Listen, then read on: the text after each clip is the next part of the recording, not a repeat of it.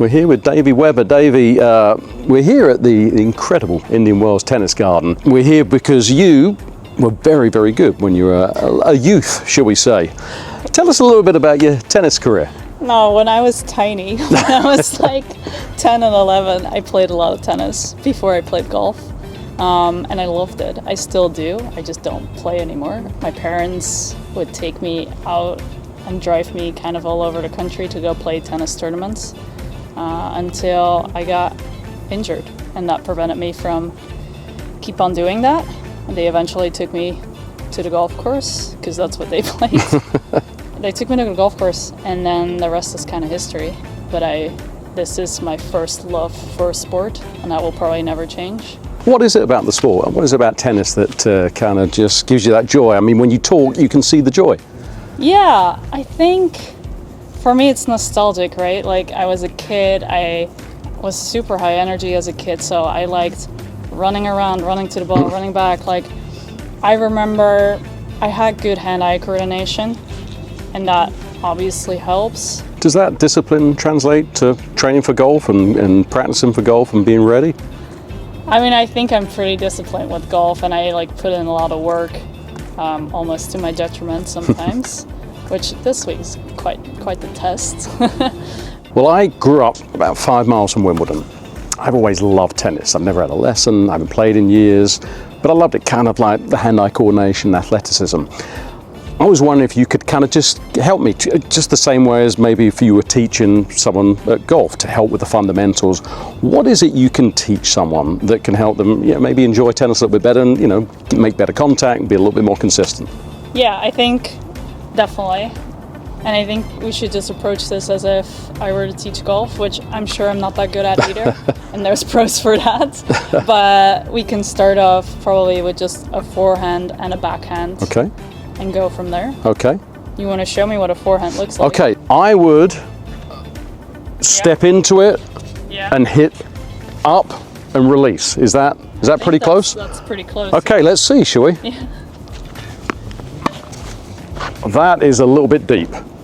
Let's have one more. I want to get on top of that a little bit better. Yeah. Okay. Okay, no. Right, so tell me what I did wrong there. What do I need to do better?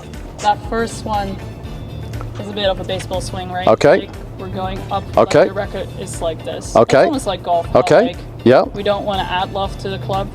So it's like face control. So it's grip, face control. I like that. So when we hit the forehand, we want to almost like brush over it like this, like top spin, right? So you would go like that, and that would go over. So let's work on the face. Okay. See, I've always liked that, when you can flick it up on your outside of your heel. I've always thought that very impressive. It's like when you flip up, there's a lot of similarities between golf and tennis, isn't it? When people flip up wedges, people love that as well. Okay, so but I've got to step in, right? Yep. Oh! I mean, that's pretty good. That's pretty good, right? That's pretty good. A little bit of top spin, landed where it needed to. I think having the height at the right spot, I think I was getting it too low. Okay, that helps. So we're picking this up now. Yeah, okay. Exactly. Oh! Perfect. Okay, right, we've perfected that part of the game. Exactly. Let's go backhand. Oh! Overpowering. See, I love that, the hip height thing.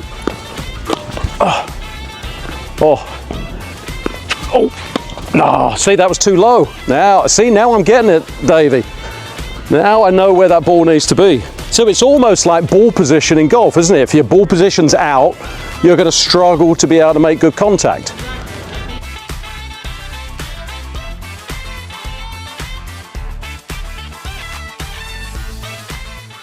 So we've come inside to this incredible stadium court at the Indian Wells Tennis Garden. There's 16,000 seats, I think. It's just an amazing spot. But let's talk about your golf. So we're sitting up there just inside the top 30. Top 15 obviously gets back on to the LPGA Tour. What is the attitude this week? Is there a sense of freedom to just be able to let it go somewhat? Kind of, because my goal would be top 10. And in order to do that, I'm pretty sure I have to win. So it's kind of like all or nothing. Like getting 10th doesn't really do anything for me most likely. So if I have an opportunity to maybe hit a 3-wood just on the front edge and then try and make an eagle, I will most likely be doing that. Whereas some people maybe don't quite have that freedom. You basically have to win to get the status that you want. How important is that to be in contention as much as possible? You've had a runner-up this year, you've had 3 other top 10s. Is that something that you feel is going to help you going forwards? I think getting in contention on this tour, regardless of whether it's going to get you closer to that top 10, is going to help you in the future in your events. Because every time I think you get into contention, if you do it well, even if you fail miserably result-wise, you should still be able to learn something from it.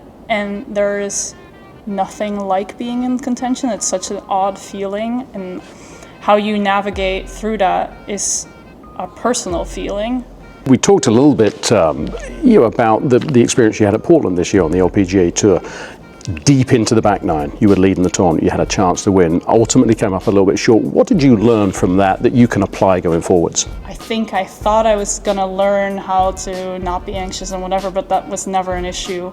My issue was more for 31 holes. I had been doing the same thing, which is like sticking with the process, picking my spots, swinging aggressively to a target, and on that one hole, I tried to high baby fade a 3/4 9-iron into a pin that I couldn't miss, short or right, and that was what I did. And I mean, obviously I didn't hit a great shot, but like I did what I didn't do for 31 holes. And I think for me, almost like what I learned out of it was, no, dummy, you should have just stuck with what you have been doing, but clearly you were doing it well for 31 holes. And now I'm like, okay, when is that moment going to come again? Because I'm so excited to get both that feeling, that adrenaline again, but also prove to myself that I can actually stick with that feeling for like 72 holes or whatever it was. So how do we transfer that mindset to the LPGA Tour next time you get back there? I think that kind of goes automatically in the sense that like I've had great results leading up to Portland, and like I just said, like I was just doing those same exact things until something happened. Yeah. But those same exact things that I was doing, I've learned to implement here and then just like kind of carried them over. So I think that's what I would be doing in Hawaii or at Pelican or next year. Well, great. Well, we certainly hope we're going to see it fully exempt. We're going to see if we can get you over the line this week. David, thank you so much. It's been great to learn a little bit about tennis, about you and your love of the game, and you and your love of golf, and the journey that you're on. We're certainly going to pay very close attention to it. Thank you so much, and thank you so much for taking me to this. This has been kind of a dream come true. It's kind of a nice distraction, isn't it, from the pressure of a tour championship? Sure. It's great. So sure. Hopefully go put your feet up, rest, keep your energy levels up, and we'll hopefully see you late on a Sunday with something really great happening. I would like that too. Thank you. Thanks.